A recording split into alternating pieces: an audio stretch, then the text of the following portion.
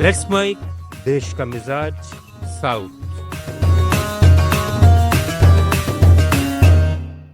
Mic देश का मिजाज और खबरें दक्षिण भारत से। आंध्र प्रदेश के कुर्नूल जिले में शुक्रवार सुबह हैदराबाद बेंगलुरु हाईवे पर एक प्राइवेट स्लीपर बस अग्निकांड में 20 लोगों की जलकर मौत हो गई। बस ने पीछे से एक बाइक को टक्कर मार दी जो उसके नीचे फंसकर ईंधन टैंक से टकराई और आग लग गई। पुलिस ने उलिंडा कोंडा थाने में अपडेट देते हुए बताया कि मुख्य ड्राइवर मिरियाला लक्ष्मैया को गिरफ्तार कर लिया गया है, जो नशे में था। केवल 5वीं पास होने के बावजूद उसने फर्जी 10वीं प्रमाण पत्र से लाइसेंस हासिल किया था। बस का दूसरा ड्राइवर भी हिरासत में है। बाइक सवार की पहचान अभी नहीं हुई है। जांच में पता चला कि बस अवैध रूप से स्लीपर कोच में परिवर्तित की गई थी, जिसके 16 चालान बकाया थे। 16 फॉरेंसिक टीमों की जांच और वीडियो फुटेज से पुष्टि हो रही है कि बस ने 170 मीटर तक बाइक को घसीटा। सीएम चंद्रबाबू नायडू ने प्रत्येक मृतक के परिजनों को 5-5 लाख रुपए के मुआवजे का ऐलान किया है। डीएनए प्रोफाइलिंग सोमवार तक पूरी हो जाएगी। भारत निर्वाचन आयोग ने मद्रास उच्च न्यायालय को बताया है कि तमिलनाडु में एक सप्ताह के भीतर मतदाता सूची के विशेष गहन संशोधन की प्रक्रिया शुरू होगी। इसमें 75,000 कर्मियों को तैनात किया जाएगा। यह अभियान घर घर जाकर मतदाता विवरण एकत्र करने पर आधारित होगा, जिसमें मोबाइल ऐप के जरिए डेटा दर्ज किया जाएगा।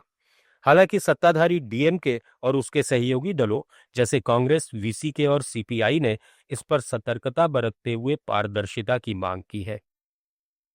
डीएम के सांसद एनआर एलंगो ने पर्याप्त समय देने पर जोर दिया, जबकि प्रदेश कांग्रेस प्रमुख के सेल्वा पेरुंथागई ने इसे अनावश्यक बताते हुए कहा कि तमिलनाडु के जागरूक मतदाता किसी गड़बड़ी की इजाजत नहीं देंगे।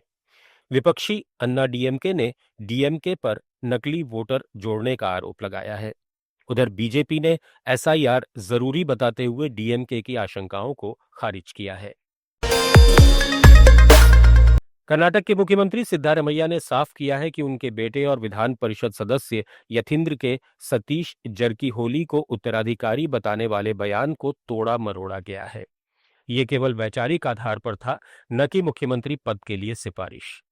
यतींद्र ने बेलगावी में कहा था कि उनके पिता का राजनीतिक करियर अंतिम चरण में है। अहिंदा गठजोड़ के नेता जरकीहोली प्रगतिशील विचारधारा के हैं। वहीं डिप्टी सीएम डीके शिवकुमार ने पार्टी अनुशासन पर जोर देते हुए कहा कि वे हाईकमान से बात करेंगे। यतींद्र ने भी कहा कि कोई नेतृत्व परिवर्तन नहीं होगा और सिद्धारमैया कार्यकाल पूरा करेंगे। तेलंगाना के पूर्व मंत्री और बीआरएस विधायक वेमुला प्रशांत रेड्डी ने राज्य में हाइब्रिड एन्यूटी मॉडल सड़क के टेंडरों में 8,000 करोड़ रुपए के घोटाले का आरोप लगाया है। हैदराबाद के तेलंगाना भवन में प्रेस मीट में उन्होंने कहा कि सड़कों के अनुमानित 9,000 करोड़ का खर्च बढ़ाकर 16,000 करोड़ के टेंडर जारी किए गए। इसके लिए प्रति किलोमीटर लागत 85% बढ़ाई गई। उन्होंने दावा किया कि 10% मोबिलाइजेशन एडवांस से 1,600 करोड़ की लूट हो रही है और सरकार निजी कंपनियों के बैंक ऋणों पर ब्याज भी चुकाएगी, जो जनता पर बोझ है। प्रशांत रेड्डी ने इन टेंडरों को रद्द करने और सीबीआई जांच की मांग की है।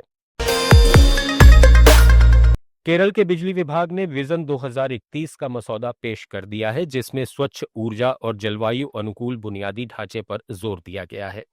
पलक्कड के मलमपुझा में पावरफुल केरलम कॉन्क्लेव में बिजली मंत्री के कृष्णनकुट्टी ने इस दस्तावेज को प्रस्तुत किया। इसमें मौजूदा जल विद्युत परियोजनाओं के आधुनिकीकरण, ई मोबिलिटी को बढ़ावा देने और नवीकरणीय ऊर्जा और ऊर्जा भंडारण तंत्र को केरल की बिजली प्रणाली में जोड़ने की योजना है।